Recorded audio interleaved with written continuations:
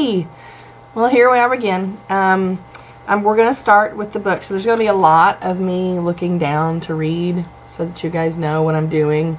I'm not avoiding looking you in the eye or looking at the camera, although it's kind of hard to get used to looking at the camera and not looking at myself in the screen. So this is the book that I'm using.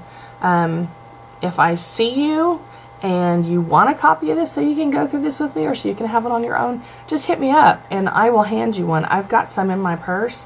I've even got just brochures that are very similar. So just let me know and I'll be happy to get you something, okay? Alright, so the first thing we're going to do, the first page, is what are essential oils? Do you guys really know what essential oils are and where they come from?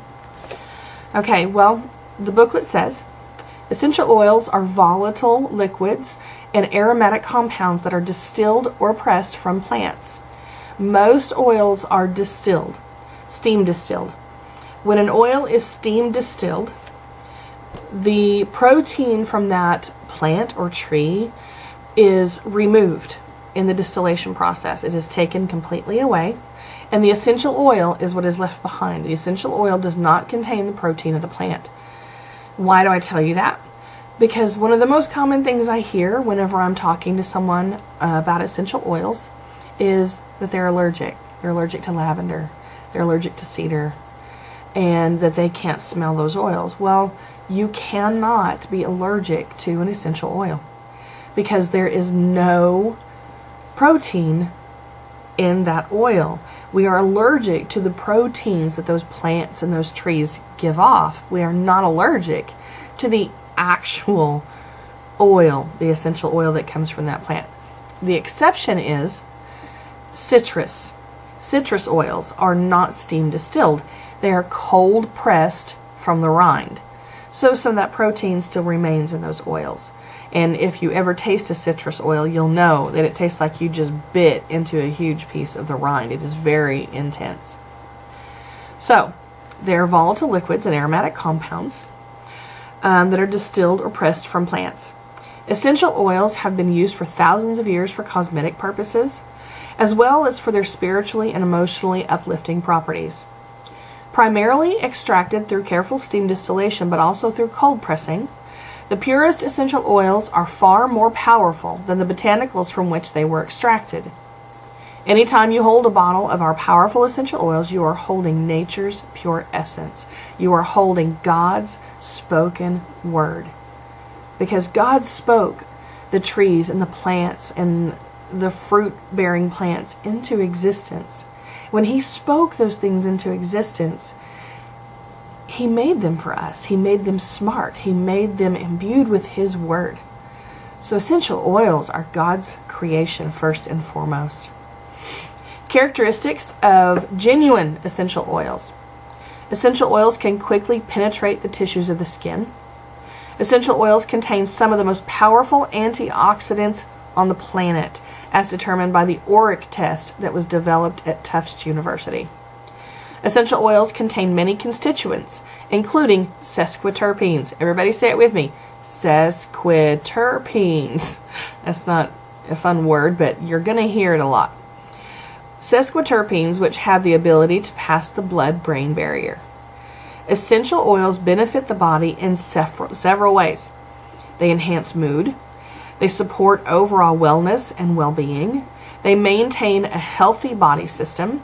They promote relaxation, and so much more. And guys, let me tell you, there is so much more included in that so much more.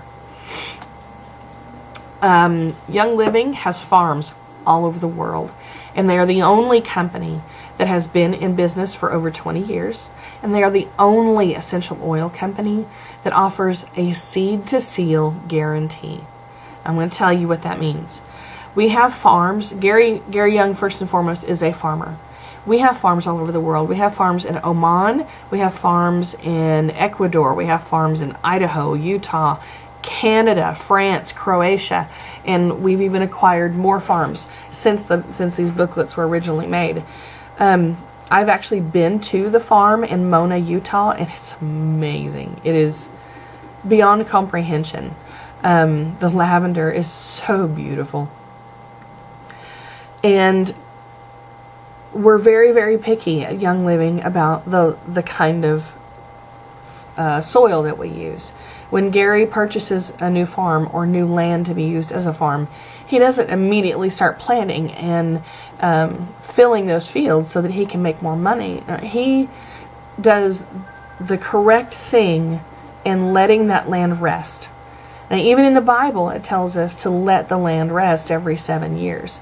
Gary lets that land rest so that any toxins or chemicals that are in that soil will be gone, and it won't be included as part of the plants that he's going to be growing there. I think that's very admirable. I love that about them. Also, Young Living does not use any pesticides or toxins on their crops. Instead, because we put our oils through such a rigorous testing process, the oils that don't,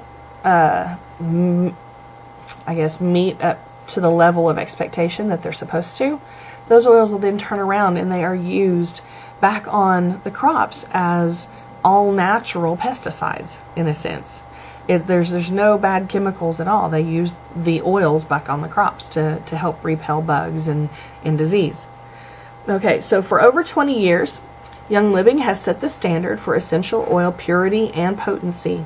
At the heart of the quality promise is Seed to Seal, a proprietary process that focuses on the 5 most important requirements for producing authentic essential oils. First, we plant the seed. We don't have another company come in and farm the field and plant the seed. We cultivate the seed. We do not hire another company or a third party to come in and take care of the ground and cultivate that seed as it grows. We distill that seed as it grows into a plant. We do not send our plants off to a third party to be steam distilled or cold pressed. 4, we test, and we test, and we test. Our oils are put through 2 different levels of in-house testing for purity and potency, and then they're sent to an outside company for purity and potency testing. And we seal them. We put those distilled essential oils in the bottles. We don't have another company do it. We don't send our oils somewhere else and have them do it. We do it. And you can watch that whole process if you go to one of the farms. And you can visit any of Young Living's farms anytime that you want to. All you got to do is just call ahead and make sure that that's a good day. They don't mind. They actually invite the public to come and visit. Not many other places will do that. Okay, the Scientific Advisory Council. This professional organization comprises prominent scientific authorities from around the globe, uniting years of experience in natural products and alternative therapy. The Council's unmatched leadership, expertise, and passion for essential oil innovation is redefining the way the world thinks about wellness. So, now we're going to move on to how to use these. How do you use essential oils? Do you just put them on where it hurts? What if it's not hurting? What if it's something that's just really going on inside of your body? How can you use, hang on, there we go, essential oils? Well, you can use them aromatically, which means you can smell them. You can put a couple of drops in your hands and rub them together and cup them over your mouth and your nose and breathe it in. You can hold the bottle right under your nose if you want to and smell. You can also put the oils in a diffuser with water, and it helps disperse those tiny little molecules all over your house. They can be used aromatically for so many things. One of the things I hear a lot is because I'm usually bathed in oils in one way or another, and when I go to church and I stand next to people, they always say, "Oh my gosh, you smell so good. I just want to breathe you in the whole time I'm standing by you." Well, that's the effect that a lot of these oils have on people. It makes them want to breathe them in. It makes them want to smell them and to enjoy how they're affecting them. Because when you breathe something in like that, especially with all the constituents that are in them and those sesquiterpenes that I mentioned earlier, they pass through the blood-brain barrier and they can actually touch and work on the emotional seat in your brain. And that affects people. It affects everybody. It affects me a lot, especially when it comes to using stress away, and we'll talk about that later.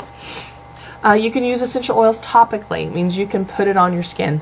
There are things like Thieves that we use as a preventative in our house. And Thieves, this is a bottle of Thieves, is included in your starter kit. Thieves is a preventative for us. We use it on the bottom of my kids' feet, on the bottom of our feet, and it helps to ward off and protect us from the nasty, especially during cold and flu season, which we're rapidly coming up upon. The Oklahoma has already reported their first case of the flu, and it's only October 15th, so this doesn't look to be a very good flu season for us. You need to get the Thieves out. You can apply, if you can touch the part of your body that hurts, you can put essential oils on it. If you're working on an issue with your lungs, you can put it on your chest and your back. If you are working on maybe a headache or something, you can apply them to your temples, your forehead, the back of your neck.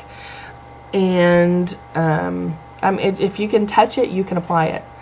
You can, if you're working on your liver or your kidneys, you can actually apply it right on that part of your body. So yes, you can use them topically. There are some oils that are considered hot oils, like peppermint. Sometimes Thieves is, especially right after you take a shower. That's when Thieves is hot. Oregano, which is not included in your starter kit, is an extremely hot oil. But in the starter kit, it's going to be more like peppermint and Thieves. And even with my kids, the Digize has been hot for them. I've had to dilute it. So when you apply some of these that you're going to put on your skin or on your children's skin, those it might help to dilute. Use a couple of drops of a carrier oil and then mix that essential oil into it and then apply it. Not only does it help dilute it so that it's not so hot, it also helps it spread over a larger surface. So we've got aromatically and topically. The next one is the one that everybody will argue with you about. It's internally. Now, there are essential oils on the market out there that I would never in a million years ingest, because there's no guarantee that they are actually just 100% pure essential oil. Young Living is 100% pure therapeutic grade essential oil. People say a lot of times, well, I like Young Living oils, but these are so much cheaper. Well, you get what you pay for. And sadly, that's not a good thing. When you open a bottle, or you get a bottle of, lavender from Young Living, it is 100% lavender. This entire bottle, and this bottle right here is a 15 milliliter bottle. These are not the ones that come in your starter kit. These are the ones that come in your starter kit. They're 5 milliliters. But that's all that's in there. There's no carrier oil. There's no other chemicals. There's nothing else in this bottle but the actual pure essential oil of lavender. When you get an essential oil from Walmart or from GNC or anywhere else, it's going to say 100% pure essential oil. That's because the FDA does not regulate essential oils. And they have determined that it's perfectly okay for someone to put only 5% of this bottle to be lavender, to be actual 100% pure lavender oil. The rest of this bottle, the other 95%, can be a carrier oil, like coconut oil, almond oil, vegetable oil even. And it can be other chemicals.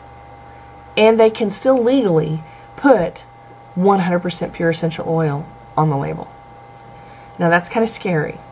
And I beg you that sometime when you have a chance, if you question this, go to Walmart, pick up a bottle of their tea tree essential oil that's in the pharmacy and read it. Read what's in that box. Read what's in that bottle. And you'll see that there's all these other things in there that you have no clue what they are. It's not 100% pure. And then you're putting that on your skin.